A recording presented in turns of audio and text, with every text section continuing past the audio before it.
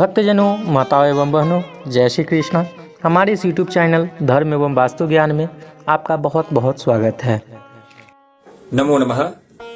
आज का श्लोक दक्ष स्मृति का श्लोक है। स्मृति में बताते हैं कि यदि यज्ञ का आरंभ हो चुका है, यज्ञ के मध्य में यजमान को या फिर ब्राह्मणों को जन्म या फिर मरण सूतक आ जाए तो क्या करना चाहिए, उसका दोष हमें लगता है कि नहीं लगता है, उसके बारे में हमारी स्मृतियों में एक स्मृति है दक्ष स्मृति। उस दक्ष स्मृति का यह श्लोक है। वह बताते हैं कि सूतक लगता है कि नहीं लगता है और कहाँ कहाँ सूतक लगता है और कहाँ कहाँ नहीं लगता है। तो बताते हैं यज्ञ प्रवर्तमाने तो जाये ताथम्रियेत वा। यज्ञ के मध्य में यदि संकल्प हो चुका हो, पूर्व संकल्पिते कार्ये, यज्ञ के मध्य में यदि सूतक आ जाए, जन्म या फिर मरण सूतक आ जाए, लेकिन यदि प्रधान संकल्प हो चुका हो तो दोषस्तत्र न विद्यते। वहां पर हमें सूतक का दोष नहीं लगता है। वृद्धि सूतक हो या फिर मरण सूतक, मृत्यु सूतक हो, वहां पर दोष नहीं लगता है। लेकिन याद में रखना चाहिए पूर्व संकल्पिते कार्ये दोषस्तत्र न विद्यते। यदि ब्राह्मणों ने, विद्वान ब्राह्मणों ने अच्छी तरह से संकल्प किया है प्रधान संकल्प, तो ही दोष नहीं लगता है। यदि कर्म के आरंभ में संकल्प नहीं किया जाता तो फिर दोष जरूर लगता है। इसलिए सभी कर्मों में संकल्प की महत्वता बहुत है।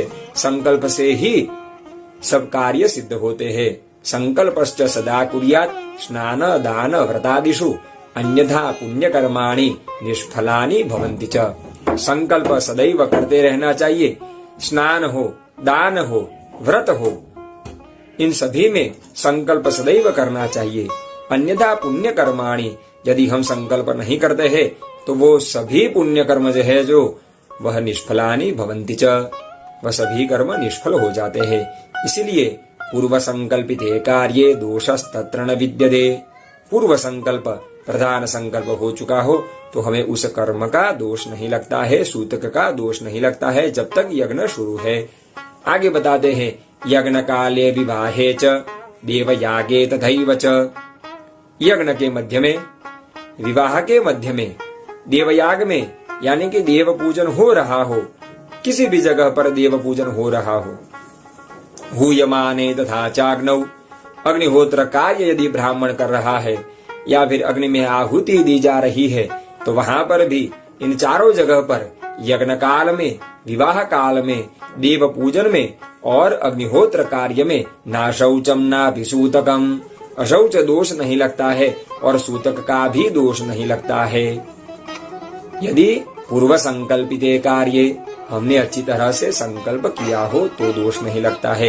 यदि ऐसे ही संकल्प किए बिना हम जो भी कार्य कर रहे हैं वह संकल्प के बिना हो रहा हो और जन्म या फिर मरण सूतक आ जाए तो वह सूतक का दोष लगता है। और फिर भी सूतक के दोष में भी जो व्यक्ति, यजमान ब्राह्मण कार्य का आरंभ कर रहे हैं और यज्ञ पूर्ण कर रहे हो, यदि संकल्प न हो चुका हो तो उसका दोष जरूर लगता है।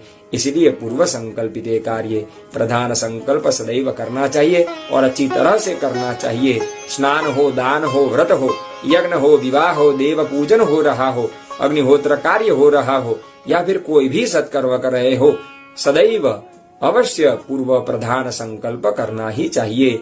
और ऐसा संकल्प करने के बाद यदि सूतक आता है तो वह दोष नहीं लगता है।